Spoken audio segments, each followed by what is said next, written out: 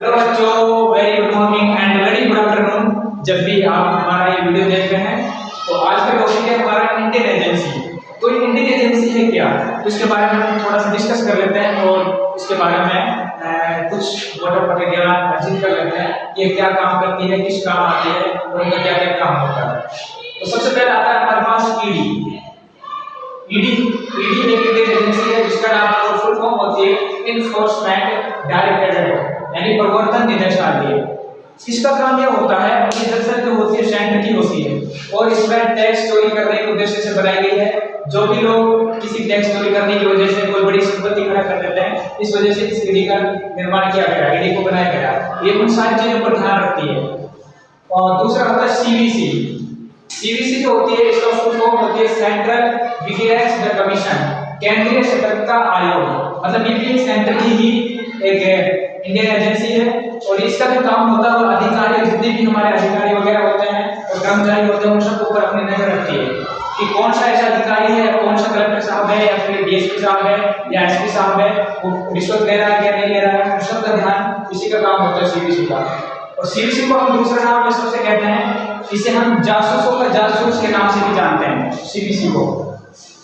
ये very important है, CVC जासूसों का जासूस होता है। और सीवीसी एक ऐसी एजेंसी है ना तो उसे किसी प्रधानमंत्री से कोई लेना देना होता है, ना मुख्यमंत्री से और ना ही राष्ट्रपति से। वो जिसके ऊपर चाहे छापा मार सकती है और जिसको चाहे गिरफ्तार कर सकती है, ये सीवीसी का काम होता है।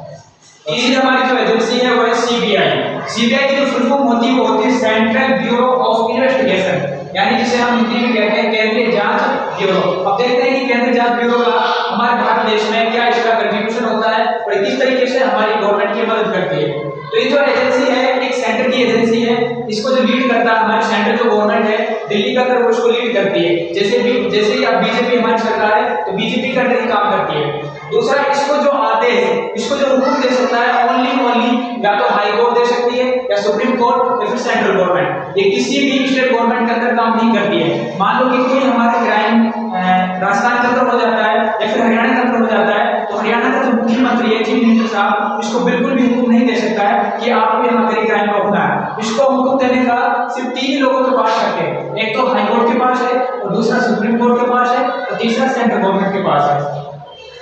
और तीसरा जो इम्पोर्टेंट पॉइंट वो है कि crime investigation anywhere in the country. हमारे भारत देश में जहां कहीं भी क्राइम हो रहा है ये वहां जाकर अपना काम शुरू कर सकती है, चाहे वो सेंटर के अंदर हो रहा हो क्राइम या फिर वो किसी स्टेट के अंदर हो रहा हो। उसे किसी से कोई भी आदेश लेने की नीड नहीं होती है, ये अपना काम अपने तरीके से शो करते हैं। तो चौथी जो हमारी एजेंसी है उसे कहते हैं सीआईडी। सीआईडी की फुल फॉर्म होती है क्राइम इन्वेस्टिगेशन डिपार्टमेंट। मतलब कि सीआईडी जो है एक तरीके का ऐसा समझो जैसे सीबीआई से बना हुआ है। सीबीआई का काम होता है कंट्री लेवल पर होता है, अपने इंडिया लेवल पर होता है, लेकिन सीआईडी होती है वो अपने स्टेट लेवल पर करती है, जिसे हम क्राइम ब्रांच कहते हैं। एक स्टेट एजेंसी है और दूसरा इसको जो हुक्म दे सकता है, जिसको आदेश दे सकता है वो हाई कोर्ट दे सकती है और स्टेट गवर्नमेंट इसको हुक्म दे सकती है। और जो छोटे-मोटे जितने भी स्टेट के अंदर क्राइम होते हैं उन सब के अंदर सीआईडी को लाया जाता है। लेकिन सबसे इम्पोर्टेंट बात यह है कि जितनी भी एजेंसी जो काम करती है सब में किसी न किसी के अंडर रहती है। जैसे अगर हम बात करें सीआईडी की तो स्टेट के अंदर काम कर रही है और जो स्टेट जो गवर्नमेंट है वो जिसके चाहे उसको ऊपर इसको लगा सकती है।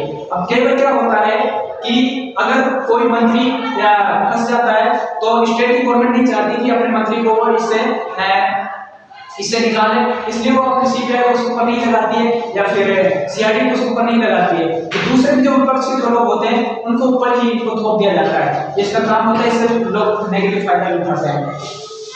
फिफ्थ हमारी जो एजेंसी, नेक्स्ट जो हमारी एजेंसी है वो है एनसीबी, 5th नंबर की। एनसीबी जो फुल फॉर्म होती है वो होती है नारकोटिक कंट्रोल ब्यूरो।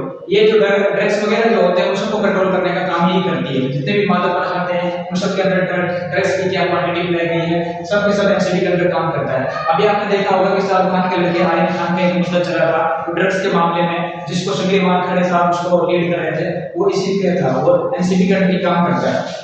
जो हमारी जो लास्ट एजेंसी है 6th नंबर वो है रो एक रिसर्च एंड एनालिसिस विंग, एक इंटरनेशनल एजेंसी है। अभी तक जो हम पढ़ रहे थे वो सब की सब एक सेंट्रल एजेंसी और स्टेट एजेंसी थी जो सेंट्रल गवर्नमेंट के अंदर काम करते हैं, गृह मंत्रालय के अंदर काम करते हैं और दूसरा जो स्टेट के अंदर किसी भी राज्य के अंदर काम करते हैं। लेकिन जितनी ये एजेंसी जो है वो एक इंटेलिजेंस है और ये इंटरनेशनल एजेंसी है। आफ्टर दैट द वॉर, जब 1962 में इंडिया और चाइना के बीच जंग हुई थी और 1965 में इंडिया पाकिस्तान के बीच जंग हुई थी, उसके बाद इसे आतंकवादियों की गतिविधियों को रोकने के लिए, उनका रोकथाम करने के लिए और बाहर से जानकारी एकत्रित करने के लिए इस टीम का और इस रो का और इस एजेंसी का गठन किया गया था। जितने भी सीक्रेट ऑपरेशन होते हैं, कोई भी कहीं भी कोई सीक्रेट ऑपरेशन करना हो, चाइना के अंदर करना हो, पाकिस्तान के अंदर करना हो, बांग्लादेश के अंदर करना हो, कहीं पर भी अगर कोई सीक्रेट ऑपरेशन होगा, वो सब के सब ना सीबीआई करेगी उसको, ना एसबीआई, बल्कि टोटल उसको रो के अंदर काम करता है। ये हमारी एजेंसियां है। और हम नेक्स्ट एजेंसी अपनी पढ़ते हैं। नेक्स्ट जो हमारी एजेंसी है वो आईबी। आईबी की फुल फॉर्म होती है इंटेलिजेंस ब्यूरो। इंटेलिजेंस ब्यूरो देखो क्या काम करती है, भारत के अंदर की जानकारी देती है। मतलब कि इंटरनेशनल एजेंसी नहीं है, एक इंडियन एजेंसी है और जो इंटरनल जो प्रोटेक्शन होता है, भारत के आंतरिक जो मामले होते हैं उन सब की देखरेख करती है, भारत के अंदर जानकारी देती है। और एक खुफिया एजेंसी, इसका बारे में किसी को पता नहीं होता है ये कौन सी एजेंसी है, क्या है, इसके कौन कौन से इसके अंदर काम करते हैं। और इंटरनल प्रोटेक्शन का काम करती है।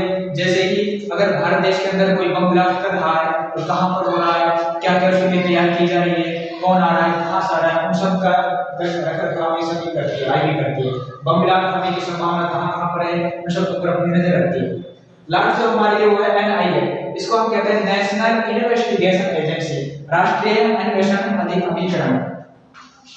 ये आतंकवादी घटना की जांच करती है, जितने भी भारत के अंदर आतंकवादी घटना हुई है और जहां जैसे एग्जांपल के लिए जहां कहां पर बम ब्लास्ट हुआ, बम ब्लास्ट हो जाने के बाद जितनी भी उसकी जो छानबीन करने का जो काम करेगी, इन्वेस्टिगेशन का जो काम करेगी, वो एनआईए करता है। देखो आईबी और एनआईए में थोड़ा सा डिफरेंस है, ये भी काम तो लगभग सेम है, लेकिन एनआईए का आईबी का काम ये होता है कि बम ब्लास्ट कहां होगा, कहां पर उसकी संभावना है, कहां पर हो सकता है, उसका काम करती है। और एनआईए काम ये करती है जहां बम ब्लास्ट हो जाता है उसके बाद उसकी छानबीन करती है। ये दोनों में डिफरेंस है। ओके, ये हमारी एजेंसियां थी। इंडियन एजेंसियां हमने 8 तरह की इंडियन एजेंसी पढ़ी है, वो उनका ये सबका काम होता है। और थैंक्स टू ऑल।